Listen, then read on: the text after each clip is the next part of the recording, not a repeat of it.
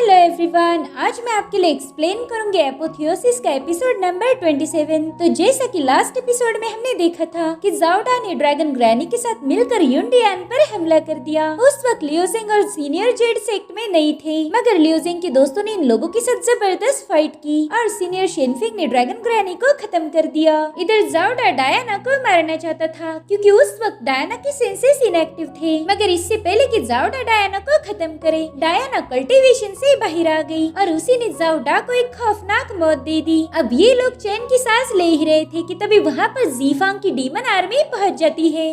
अब आगे तो ओपनिंग सीन में हमें नरेटिंग वॉइस बताती है कि यूनडियान की तो डीमन के साथ बैटल तय थी और इसीलिए डीमन फोर्स अपनी पूरी ताकत के साथ यूनडियान पर हमला करने आ चुकी है। और इसी टाइम पर यूनडियान के पैलेस मास्टर निंग्यूडी लाइफ एंड डेथ कैटास्ट्रोफी को फेस करने वाली है। उसने थंडर एंड फायर कैटास्ट्रोफी को तो झेल लिया, अब तो बस ड्रीमिंग डीमन कैटास्ट्रोफी को झेलना बाकी था। सीनियर जेड बता रही थी कि ड्रीमिंग डीमन ये सबसे खतरनाक मूव है, इसे पास करने के लिए कल्टीवेटर की विल पावर बहुत ही ज्यादा स्ट्रॉन्ग होनी चाहिए, तभी जाकर वो cultivator life and death realm में पहुंच सकता है। अगर निंग्यूडी इसे पास नहीं कर पाई तो मुझे डर है कि हम हमेशा के लिए उसे खो देंगे। इधर निंग्यूडी के पास उसका पहला वाला फॉर्म यानी कि डायना पहुंच गई थी। निंग्यूडी समझ जाती कि डायना ही उसकी ड्रीमिंग डीमन है और अब निंग्यूडी एक इल्यूजन में पहुंच जाती है। उस सिटी में दियो का त्योहार मनाया जा रहा था और तभी डायना वहाँ आकर उसका हाथ पकड़ लेती है। वो कह रही थी कि मेरे साथ चलो, यहाँ पर आतिशबाजी होने वाली है, हम मिल के उसे एंजॉय करेंगे। अब वो निंग्यूडी को अपने साथ ले जाने लगती है। वो कह रही थी कि लियोजिंग भी हमारा इंतजार कर रहा, हमें जल्दी से उसके पास जाना होगा।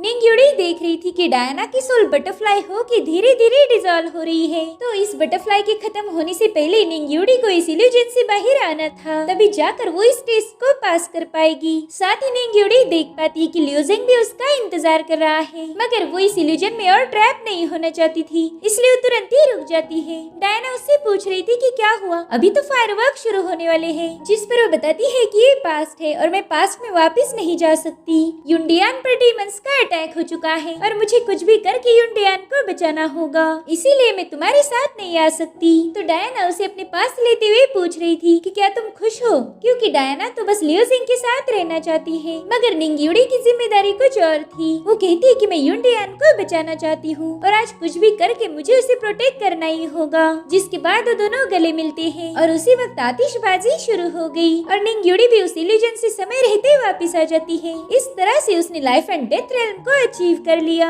अगर वो लियोजिंग से मिलने चली जाती तो शायद उसी इल्यूजन में हमेशा के लिए फंस सकती थी, मगर निंग्यूडी उससे सक्सेसफुली बाहर आ गई और इसी वक्त लियोजिंग को भी पुरानी सारी बातें याद आने लगती है। वो जिस डायना से प्यार करता था वो कोई और नहीं बल्कि पैलेस मास्टर निंग्यूडी थी। इस सच्चाई को जानने के बाद लियोजिंग बहुत ज्यादा शॉक हो गया था। वो डायना के बटरफ्लाई को देखकर कह रहा था कि मुझे तो लगा था कि मैंने तुम्हें खो दिया, मगर तुम तो हमेशा से ही मेरे साथ थी। इधर डायना ने लाइफ एंड डेथ रेल्म को अचीव किया, जिस वजह से उसका लुक भी पूरी तरह से चेंज हो जाता है। साथ ही वो पहले से 1000 गुना ज्यादा पावरफुल बन गई थी। जिसके बाद वो यूनडियान के सभी डिसाइपल्स को बताती है कि तैयार हो जाओ, हमें डीमन एम्परर जीफांग का सामना करना है। और अब हमें ब्रह्मा डायनेस्टी का सीन दिखाया जाता है, जहाँ पर लिंगियान ने अपनी फौज को तैयार किया था और वो खुद एक फ्लाइंग कैरेज पर सवार थी। वो देखती कि आसमान से कई सारे पोर्टल ओपन हो चुके हैं, जिसमें से डीमंस बाहर आना शुरू हो जाते हैं। ये देखकर लिंगियान अपने सिपाहियों को बता रही थी कि आज एक बार फिर से डीमन एम्परर ने हमारे ईस्टर्न रीजन पर हमला किया है। वो हमसे हमारा सब कुछ छीनना चाहता है, हमारी फैमिली, हमारे दोस्त और हमारी मोहब्बतें दाव पर लगी है। इनफैक्ट ह्यूमन रेस को बचाने की जिम्मेदारी हमारे कंधों पर है और आज हम उसे जरूर निभाएंगे।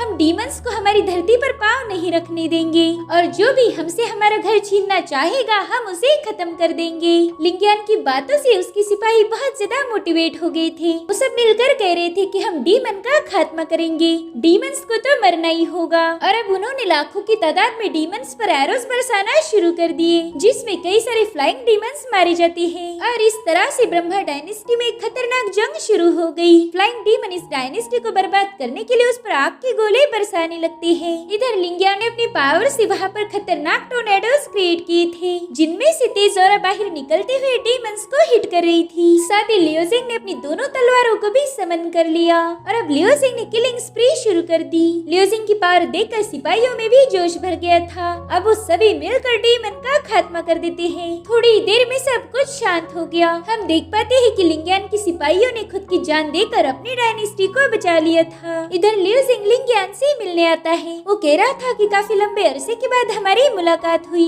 तो लिंगियान उसके करीब जाकर उसका शुक्रिया अदा करती है। वो कह रही थी कि ब्रह्मा डायनेस्टी अब खतरे से बाहर है। साथ ही बाइडी सिटी पर भी डीमंस ने अटैक किया था, मगर जनरल फिलोंग ने वहाँ पर सब कुछ संभाल लिया। मेरे ख्याल से अब तुमने क्लियर स्काई से जाना चाहिए। इन दोनों की बातें लिंगियान का भाई सुन रहा था। लियो जिंग उसे बता रहा था कि युंडियान में मेरी ज्यादा जरूरत है, क्योंकि वहाँ की आर्मी को खुद डीमन एम्परर जी फांग ही लीड कर रहा है। साथ ही वहीं पर मेरी बहन यान भी है। मुझे जल्दी वहाँ वापस जाना होगा। जिस पर लिंगियान कह रही थी कि युंडियान की बैटल का रिजल्ट ही हमारी तकदीर का फैसला करेगा, इसलिए हम इस जंग को हल्के में नहीं ले सकते। अगर जी फांग खुद ही वहाँ आया है तो वो जंग बहुत ज्यादा खतरनाक होगी, इसलिए मैं भी तुम्हारे साथ आना चाहती हूँ। मगर लियो जिंग कह रहा था कि नहीं, मैं ऐसा नहीं कर सकता। मुझे पता है युंडियान की जंग बहुत भयानक होने वाली है, तो मैं आपको उस जगह कैसे लेके जाऊँ। मैं आपको बिल्कुल भी खोना नहीं चाहता। मगर लिंगियान उसे याद दिलाती है कि वो भी ईस्टर्न रीजन की ही कल्टीवेटर है, तो इस रीजन को बचाना उसकी जिम्मेदारी होगी। और अब वो अपना हाथ आगे बढ़ाती है। लियो जिंग ने भी उसके हाथ को टच किया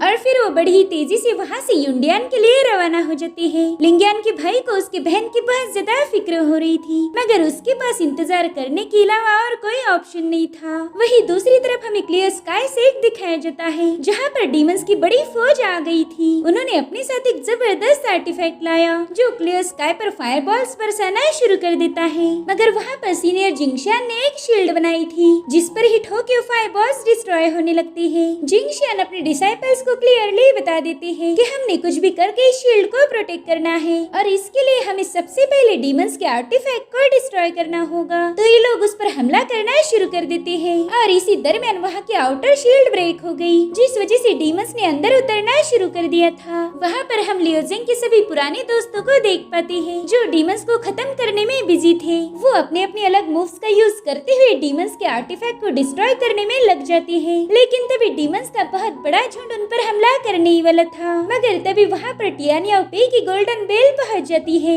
उसने डीमंस के सारे फायरबॉल को डिस्ट्रॉय कर दिया, और अब तो टियानियाओपी भी अपने स्पिरिट फॉर्म को समन कर चुका था। वो अपने ढेर सारे पाम्स क्रिएट करके डीमंस को डिस्ट्रॉय करना शुरू कर देता है। जिसके बाद हमें सीनियर शेनफिंग की फाइट दिखाई जाती है। उनके थंडर के एक ही स्लैश अटैक में कई सारे डीमंस जहन्नुम में पहुंच गए, और फिर वो अपनी हजारों स्वॉर्ड्स बनाकर डीमंस के झुंड को डिस्ट्रॉय कर देते हैं। उनकी एक ही मूव हजारों डीमंस पर भारी पड़ गई, मगर तभी वो देखते कि वहाँ पर तो डीमन किंग भी मौजूद है। वो डीमन किंग अपनी इवल चिन्स थ्रो करते हुए कह रहा था कि क्लियर स्काई तो हमारा होगा, और अब वो एक बड़े से माउंटेन को चेन्स में फंसाकर क्लियर स्काई का मेन गेट तोड़ने निकल पड़ा। जो देख टियानियाओपी तुरंत ही वहाँ पर एक गोल्डन गेट क्रिएट कर देता है, जो उस माउंटेन के अटैक को रोक रहा था। जिसके बाद इस सभी लोग मिलकर उस डीमन किंग पर हमला करने चले गए, और ये सीन यहीं पर कट हो गया। जिसके बाद हमें युंडियान का सीन दिखाया गया, जहाँ पर निंग्युडी ने अपने सभी डिसाइपल को जंग के लिए तैयार कर दिया। जिसके बाद जेड और निंग्युडी मिलकर अपनी पावर्स को एक्टिवेट कर देती है। उन दोनों की पावर्स मिलाते हुए वहाँ पर विंड और हेवन की शील्ड बन चुकी थी। उस शील्ड पर डीमंस के जबरदस्त अटैक हो रहे थे, मगर इन लोगों ने जैसे तैसे उसे होल्ड कर लिया।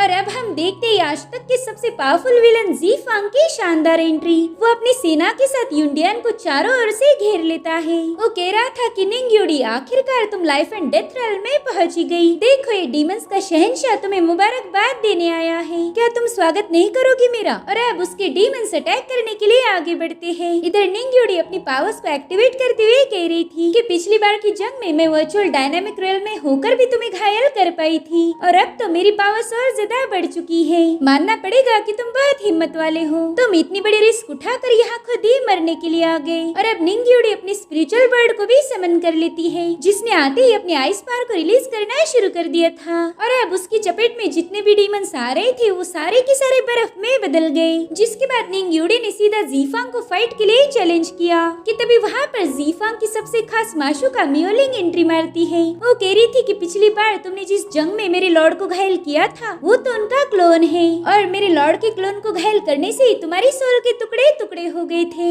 सोचो अगर मेरे राजा का क्लोन ही तुम्हारी ऐसी हालत कर सकता था तो उनका रियल फॉर्म तुम्हारा क्या करेगा। और आज तो खुद ही यहाँ आए हैं। देख लेना, मैं तुम्हें अभी से बता देती हूँ कि आज के बाद तुम्हारा यूंडियन पैलेस आसमान में दिखाई नहीं देगा। ये सुनकर निंग्युडी कह रही थी कि जब तक मैं जिंदा हूँ मेरे यूंडियन को तुम कुछ भी नहीं कर सकती, क्योंकि मैं इसकी इजाजत नहीं देती। अब उसने अपने पावरफुल वेपन्स बना लिए थे, जिसके बाद उन्हीं से ज़ीफांग पर हमला कर देती है। वो सभी वेपन से एक होकर बहुत ही पावरफुल ब्लेड में बदल गए थे, मगर ज़ीफांग भी कुछ कम नहीं था। वो एक जबरदस्त शील्ड बनाते हुए उस वेपन के अटैक को रोक रहा था। इधर निंग्युडी अपनी सीनियर जेड से कह रही थी कि आप यूंडियन को प्रोटेक्ट करो और मैं ज़ीफांग से निपट के आती हूँ। जिसके बाद वो ज़ीफांग पर हमला करने पहुँच गई। उसने अपने वेपन में और पावर्स ऐड कर दी थी, जिसकी स्ट्रॉन्ग ऑरा से ज़ीफांग के डीमंस मारी जाती है। इधर मियोलिंग कह रही थी कि मेरी लॉर्ड, ये लड़की तो बहुत ही गुस्से वाली है, देखिए ना इसने हम पर कैसा हमला कर दिया।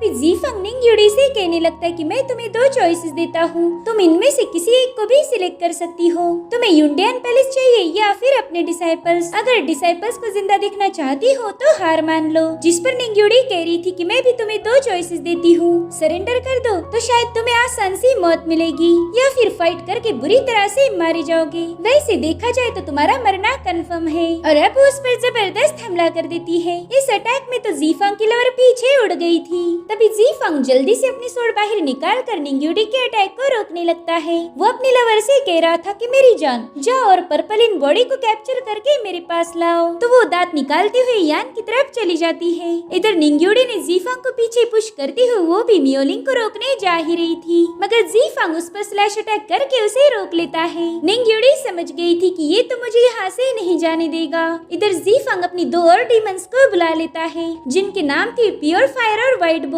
वो कह रहा था कि चलो हम सब मिलकर क्लाउड पैलेस को आसमान से सीधा मिट्टी में मिला देंगे। तो उन दोनों डीमंस ने भी अपना मोर्चा पैलेस की तरफ घुमा दिया। उनके डीमंस लाखों की तादाद में पैलेस की तरफ निकल पड़े थे, जिन्हें देखकर सीनियर जेड तुरंत ही अपने फॉर्मेशन को एक्टिवेट कर देती है। ये दोनों डीमंस कह रही थी कि चलो पहला तो हम इस बुढ़िया का सिर काट देंगे, बाद में पैलेस को तबाह किया जाएगा। इधर जेड ने अपने पावरफुल फॉर्मेशन लियो शेंजी को एक्टिवेट कर दिया। इस फॉर्मेशन में लाइफ एंड डेथ रेलम की पावर्स थी, जिस वजह से वो दोनों डीमंस पीछे हट जाती है।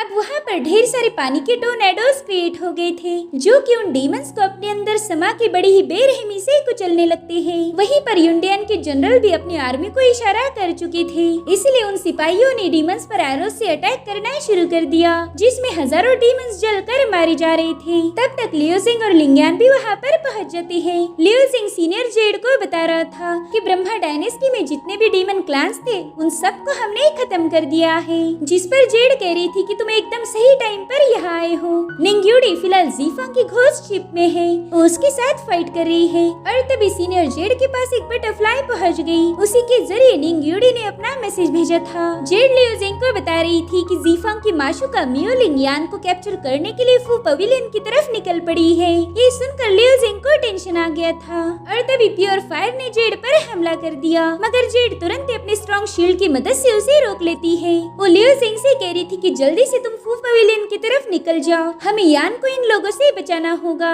बाकी यहाँ पर का मैं सब कुछ संभाल लूंगी। और अब हमें फू पवेलियन का सीन दिखाया जाता है, जहाँ पर जोंगरुई एक पावरफुल ड्रैगन फॉर्मेशन बनाने में बिजी थे। वो यान को बताते हैं कि ज़ीफांग ने ऑलरेडी हम पर अटैक कर दिया है, बस ये डिवाइन ड्रैगन फॉर्मेशन ही हमें उस अटैक से बचा सकता है। सिर्फ यही चीज ज़ीफांग को रोक पाएगी, मगर इस फॉर्मेशन को बनाने में दो लोगों की जरूरत होती है। एक बंदा लार्ज फॉर्मेशन को बाहर से कंट्रोल करेगा और दूसरा बंदा उसमें ड्रैगन्स की पावर को ऐड करेगा। इस ड्रैगन पावर से ही हम दुश्मन को हरा सकते हैं। यान मुझे कुछ भी करके इसे जल्दी से प्रिपेयर करना होगा। तब तक तुम एक काम करो, अपनी ट्रू एसेंस को टैलिस्मान बुक में डालना शुरू करो, ताकि हमारे फू पवेलियन के बाहर जो फॉर्मेशन है वो महफूज रहे। याद रखना तुमने अपने ट्रू एसेंस को रोकना नहीं है, नहीं तो ये शील्ड ब्रेक होकर डीमंस यहाँ पर घुस जाएंगे। तो यान तुरंत ही अपनी पावर्स को टैलिस्मान बुक में डालना शुरू कर देती है, जिससे वहाँ पर एक एरिया क्रिएट हो गई थी। तब तक मियोलिंग भी वहाँ पर पहुँच जाती है। उसने आते ही शील्ड पर पावरफुल हमला करके उसे ब्रेक कर दिया। वो कह रही थी कि इस शील्ड से ज्यादा स्ट्रॉन्ग तो कछुए की शील्ड होती है, पता नहीं इतना कमजोर कल्टीवेटर कौन है।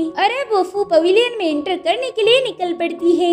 अगर गलती से भी यान उसके हाथ लग गई तो ज़ीफांग बहुत ज्यादा पावरफुल बन सकता था। और इसी के साथ ये एपिसोड यहीं पर एंड हो जाता है। Thank you so much for watching. Bye bye, take care.